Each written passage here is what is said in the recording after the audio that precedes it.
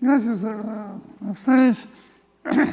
Quiero empezar agradeciendo a las autoridades del colegio su amable invitación y, por supuesto, al doctor Carrillo por su introducción. Déjenme decirles que yo soy hijo y nieto de médicos ilustres. Mi padre fue un urólogo muy destacado en México, que tuvo la mayor y mejor clientela urológica de la Ciudad de México. Entonces, yo cuando estudié medicina, siempre tuve la idea de que iba yo a ser urólogo.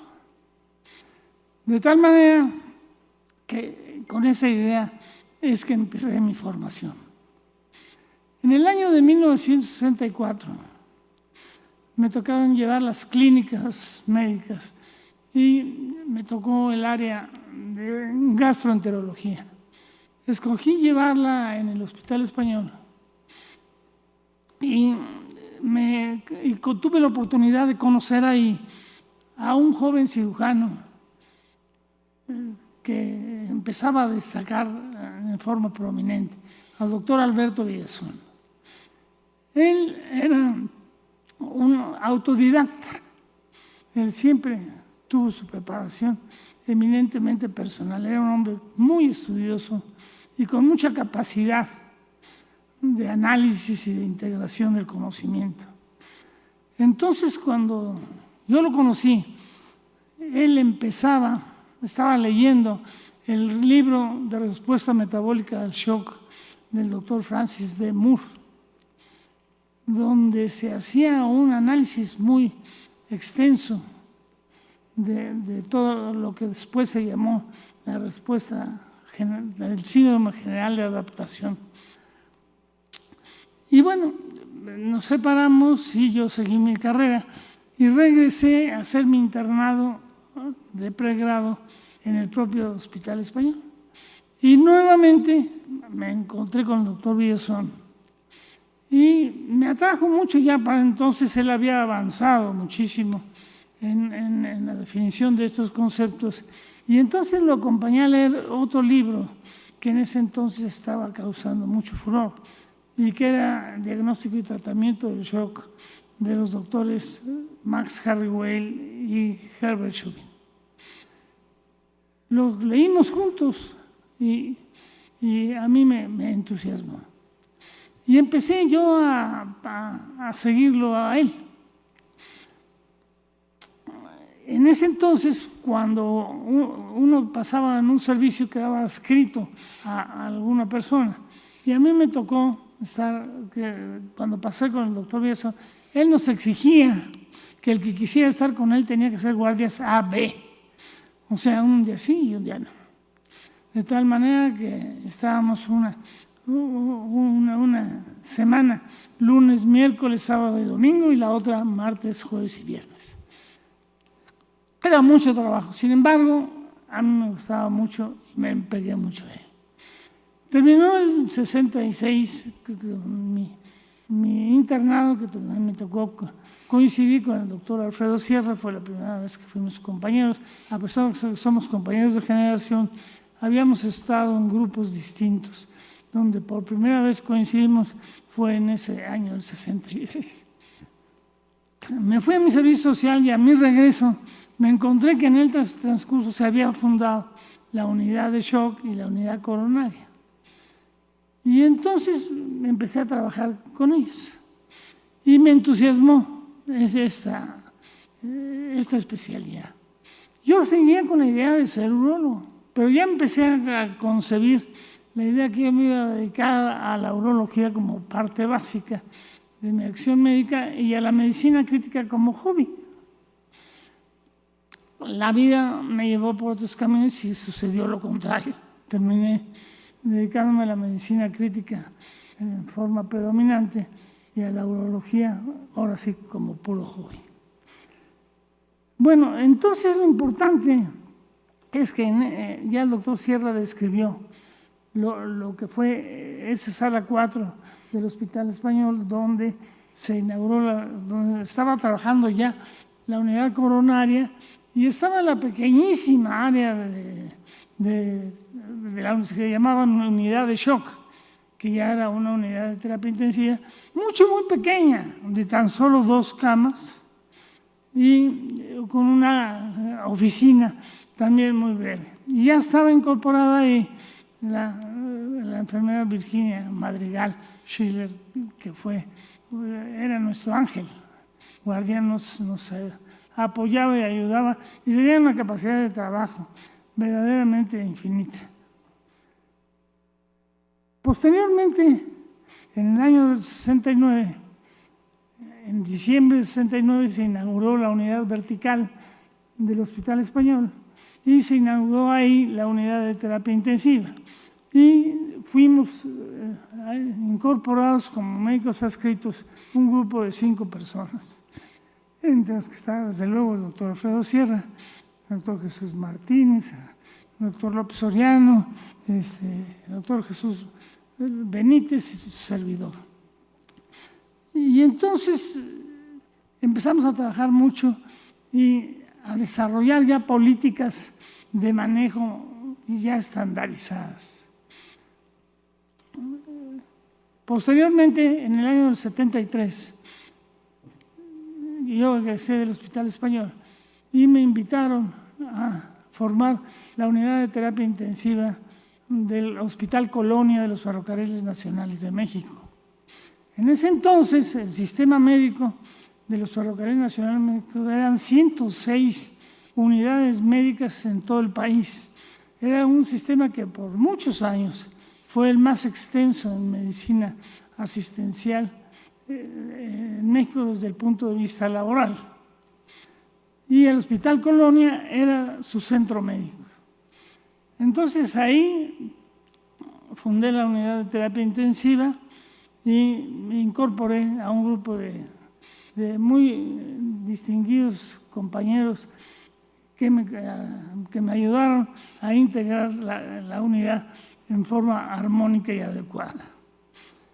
Casi un poquito, 6 meses después, me incorporé a la Dirección General de Servicios Médicos del Departamento del Distrito Federal. Y un poco después me nombraron coordinador de medicina crítica, no existía esa palabra, de terapia intensiva, de los 4 hospitales de urgencia del Departamento del Distrito Federal, que era Joco, Balbuena, La Villa y Leñero. Sin embargo, obviamente ya era una responsabilidad importante. Y fue en este momento en que se nos ocurrió reunirnos, no a mí, al doctor Villazón, se le ocurrió que ya era la forma de integrar la especialidad ya de una manera sistematizada. Y para ese propósito había que hacer un plan de estudios para someterlo a la División de Estudios Superiores inicialmente y posteriormente al Consejo Universitario. De tal manera que nos empezamos a reunir en el Hospital Inglés, el ABC, que nosotros decíamos inglés, pero era el Hospital ABC, básicamente 4 grupos de personas, gente del Hospital Español, el doctor Villazón y el doctor Sierra, el doctor Ramírez Acosta, el doctor Mario Shapiro, por supuesto, que era el anfitrión, y el doctor Martínez por el ABC y su servidor representando a la Dirección General de Servicios Médicos y al Hospital Colonia de los Ferrocarriles. De esta manera logramos hacer ahora sí un plan de estudios que definiera con claridad cuáles eran el contenido que debía de tener un especialista para poder ejercer esta disciplina. Y nos tocó en suerte que el jefe de la división, que era el doctor Alfonso Álvarez Bravo, muy amigo de mi papá, nos apoyara de una forma decidida y franca, y fue un plan de estudios que rompió récords de velocidad en aceptación. De tal manera que ya en 1978 se aceptó la especialidad como una especialidad universitaria registrada en la División de Estudios de Posgrado. Por supuesto que esto dio un ímpetu enorme a nuestra especialidad. Y un poco después se empezaron los trabajos para realizar el Congreso Ibero-Panamericano de Medicina Crítica y Terapia Intensiva, que se iba a desarrollar en la Ciudad de México en el año de 1979, en el Hotel María Isabel. Tocó que dentro del AMTI, en ese entonces la duración de las mesas directivas era de solo un año.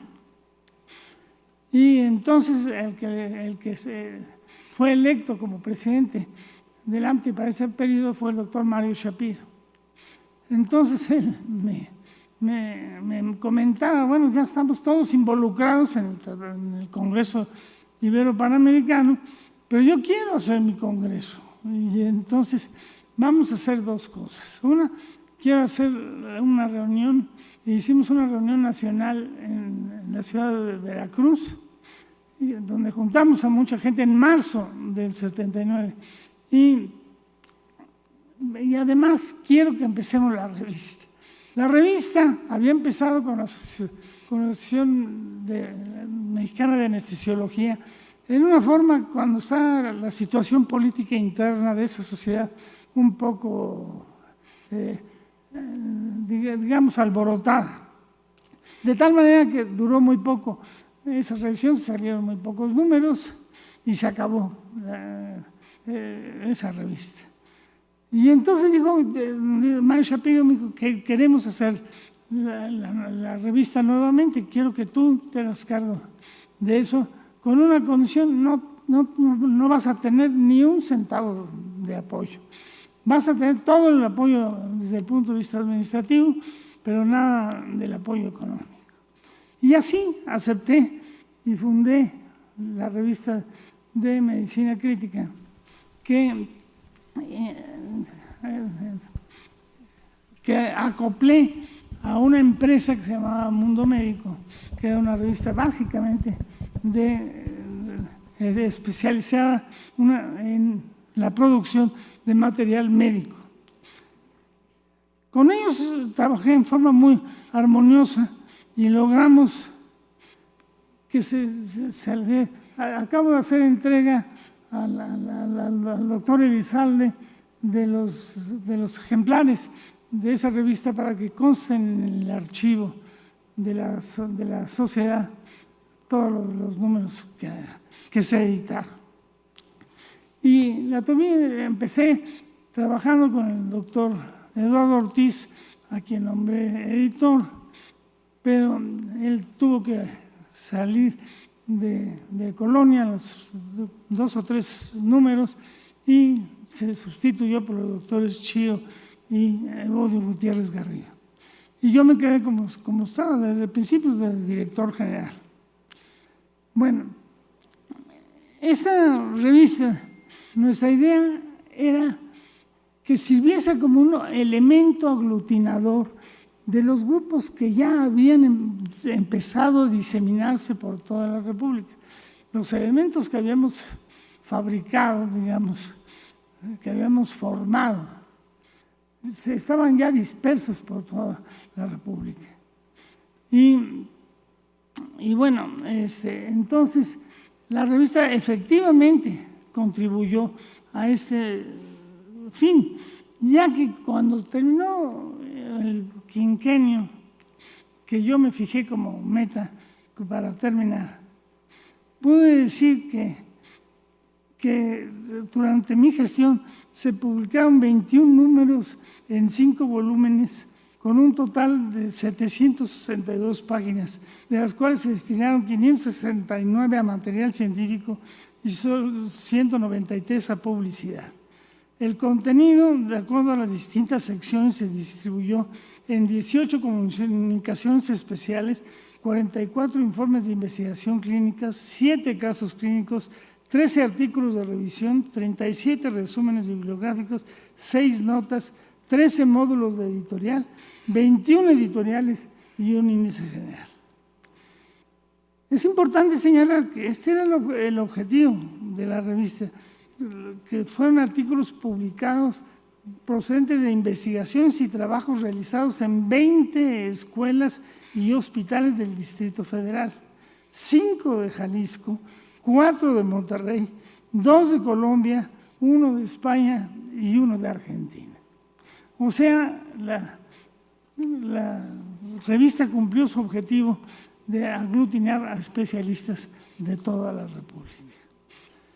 Posteriormente a esto, en el año de 1979, ya se inició el curso de especialización en medicina crítica y pudimos empezar a formar especialistas universitarios.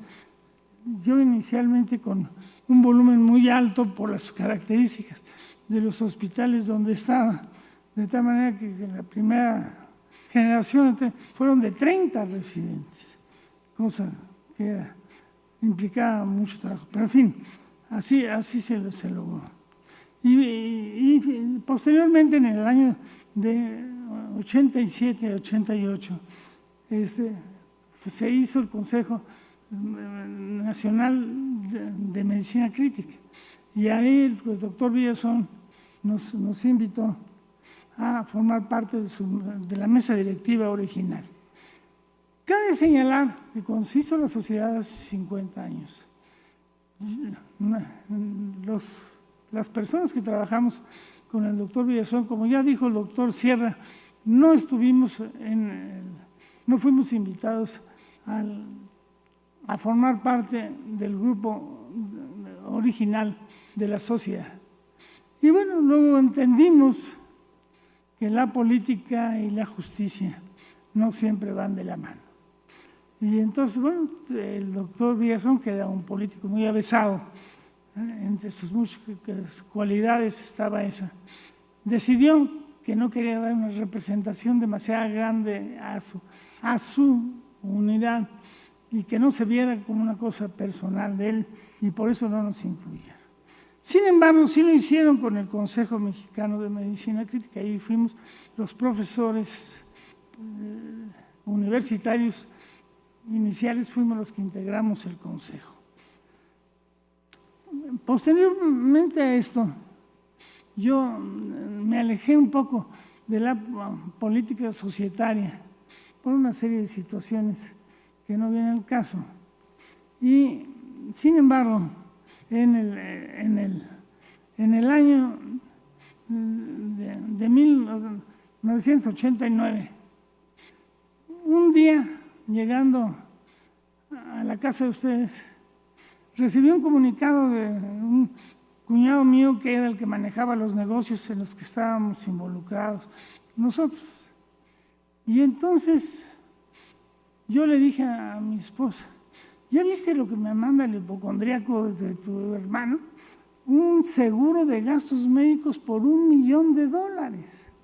Sí, yo me pongo a pensar de qué se necesita enfermar una persona para gastarse $1 millón, que en ese entonces era una cantidad muy importante.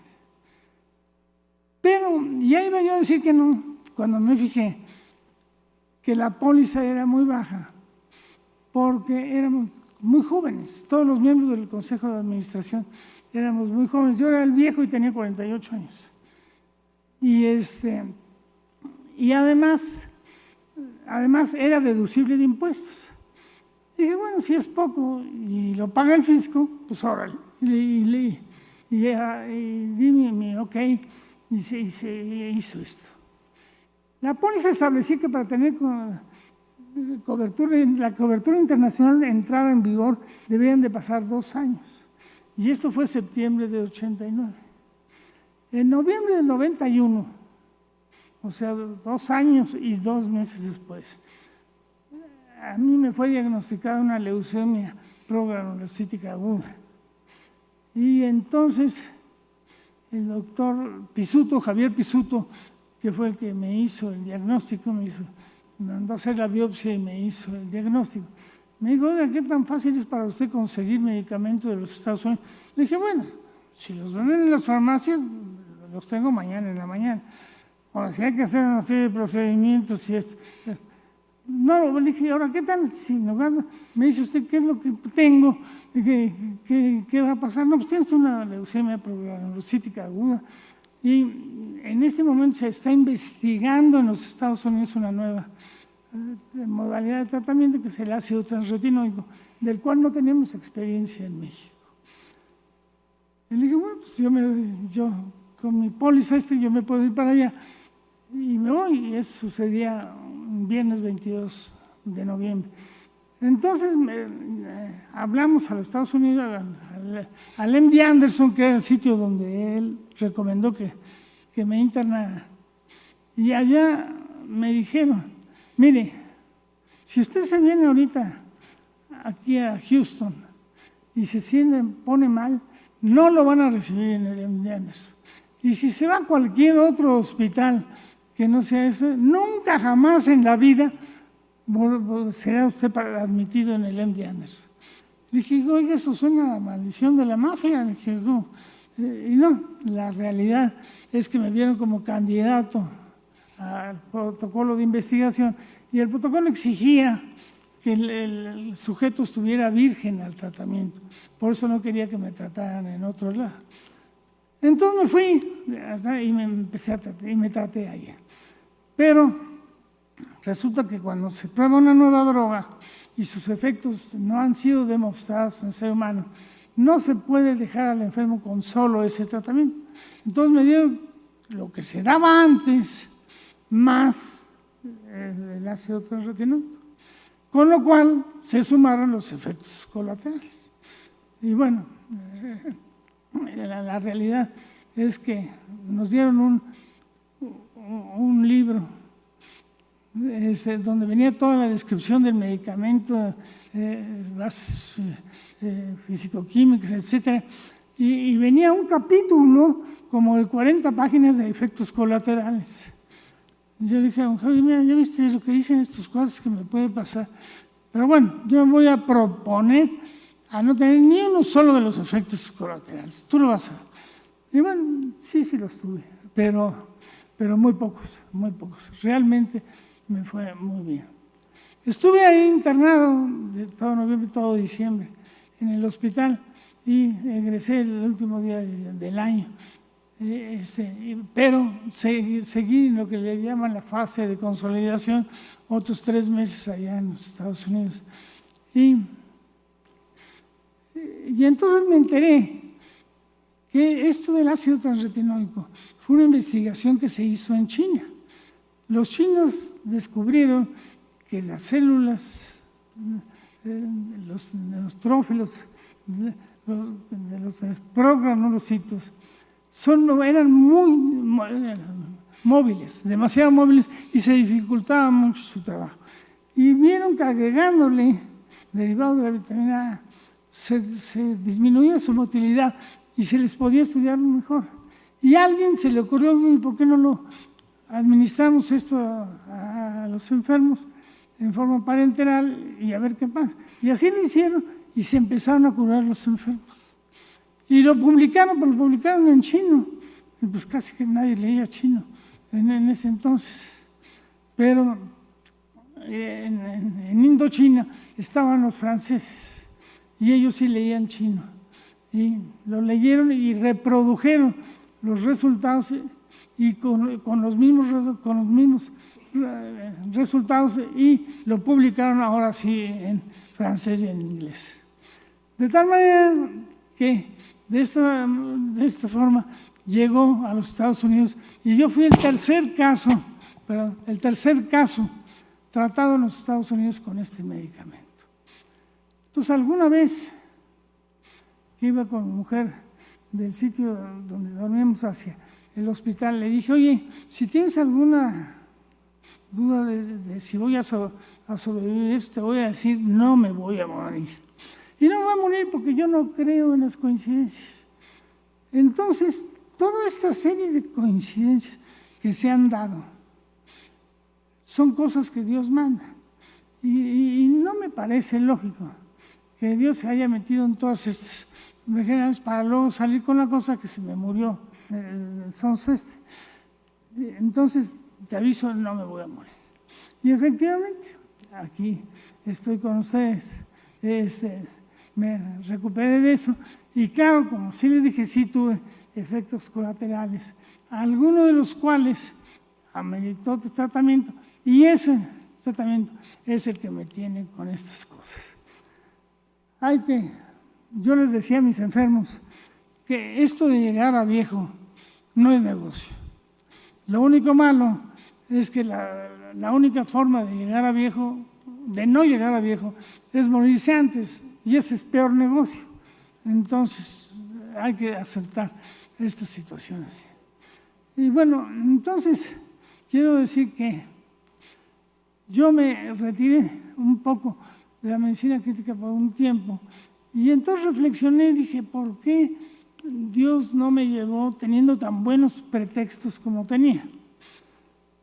Y no lo hice porque creo que Él quiere que haga algo más. Algo me falta por hacer en la vida. Y entonces volví a meterme a la política y me lancé como vicepresidente de la sociedad. Retomé la revista porque en aquel entonces el doctor Martínez hizo una modificación a los estatutos para que el vicepresidente fuera el editor en turno de la revista. Y bueno, me hice cargo de ella durante 2 años y posteriormente asumí la presidencia en uno de sus peores momentos, porque fue precisamente cuando acaba de suceder lo de el error de diciembre del presidente Zedillo. Y el país estaba en la peor crisis económica de toda su historia. Que miren, quería decir, de las muchas que ha tenido el país. Bueno, entonces, yo recibí la sociedad prácticamente sin recursos económicos, tanto que yo tuve que poner de mi peculio para hacer frente a algunas cosas que urgía su liquidación. Y bueno, afortunadamente pudimos retomar el rumbo y la gestión fue económicamente muy exitosa. Y pudimos juntar ya a las personas. Pero ya entonces me propuse cumplir el otro objetivo que nos habíamos planteado con Mario Shapiro, y era de integrar a los grupos de provincia. Y entonces decidimos apoyar e incluso financiar a numerosos grupos, creando las filiales de la sociedad. De esta manera se crearon filiales en Puebla, en Veracruz, en Tampico, Monterrey y Guadalajara. Y con ellos integramos ya de forma nacional a la AMTI, ya con un grupo, algunos de cuyos miembros después llegaron a ocupar la presidencia de la sociedad. Entonces quiero acabar como empecé diciendo que agradezco mucho la oportunidad de haberme dirigido a ustedes. Me siento muy satisfecho y creo que podemos decir que la labor se realizó y que el trabajo fue cumplido. Muchas gracias a todos ustedes.